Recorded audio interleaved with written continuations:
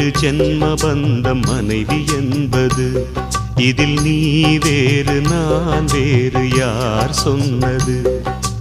கல்யாணமே ஒரு தெய்வீகமே, சம்சாரமே அதன் சந்தோஷமே, ஒரு வான் நிலவும் பிரிந்து வாழுமா?